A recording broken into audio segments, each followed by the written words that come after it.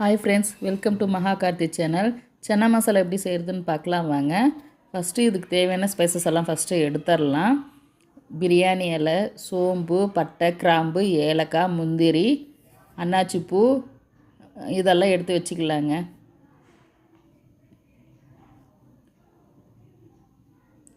இதுக்கு தேவையான ஸ்பைசஸ் இவ்வளோதாங்க.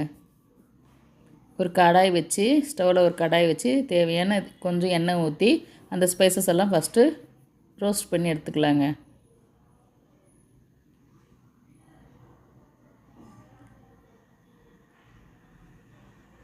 சப்ஸ்கிரைப் பண்ணாமையே சேனல் பார்த்துட்ருக்கீங்க ஃப்ரெண்ட்ஸ், கொஞ்சம் சப்ஸ்கிரைப் பண்ணுங்க ப்ளீஸ்.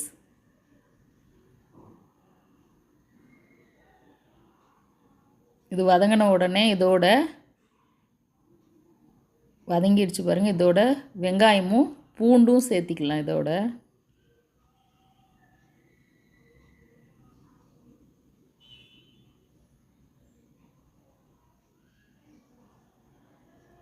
வெங்காயமும் பூண்டும் நல்லா வதங்கணுங்க.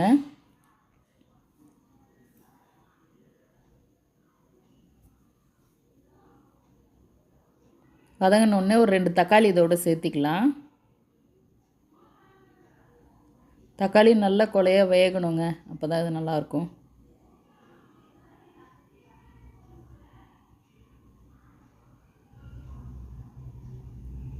பாருங்கள், கொலையை வெந்திருக்கு. இப்போ ஆறின உடனே இது மிக்ஸி ஜாரில் மாற்றி இது பிளெண்ட் பண்ணி எடுத்துக்கலாம்.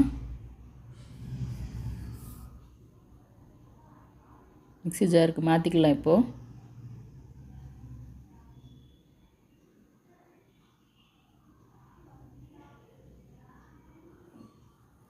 அரைச்சாச்சிங்க, மசாலா அரைச்சி ரெடி பண்ணி வச்சுட்டேங்க. சன்னாவை ஃபஸ்ட்டே நான் குக்கரில் போட்டு வேக வச்சு எடுத்து வச்சுருக்கேங்க.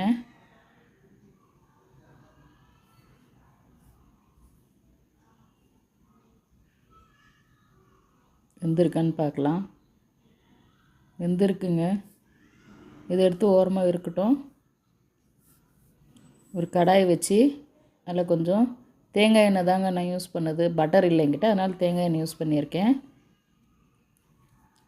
அதில் நம்ம எண்ணெய் காஞ்ச உடனே அரைச்சி வச்ச விழுதை இதோட சேர்த்திக்கலாங்க. மசாலா இதில் சேர்த்திக்கலாம்.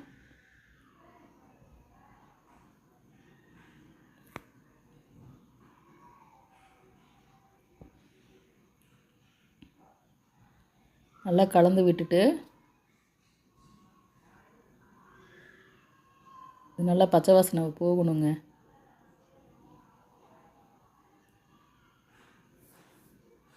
இதோட மசாலா ஐட்டம்ஸ் எல்லாம் கொஞ்சம் கொஞ்சம் சேர்த்திக்கலாங்க. மஞ்சத்தூள், மல்லித்தூள் சேர்த்திக்கலாம்.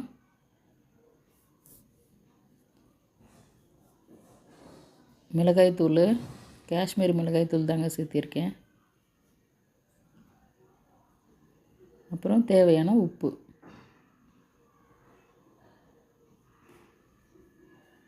இதோட கொஞ்சம் சர்க்கரையும் சேர்த்திருக்கேங்க.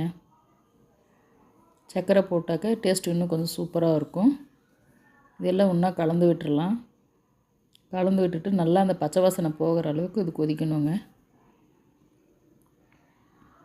இதோட வேக வச்ச சன்னாவை இந்த கிரேவியில் சேர்த்திக்கலாம்.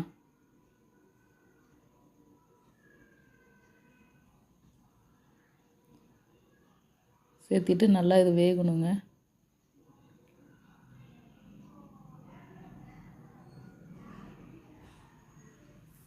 இதோட கஸ்தூரி மேத்தி சேர்த்திக்கலாங்க.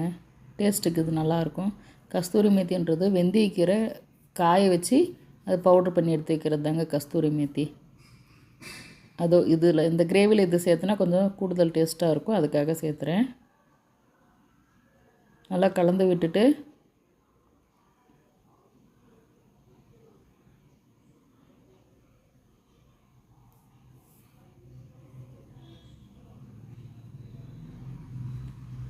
கொத்தமல்லி தூவி இறக்கிடலாங்க.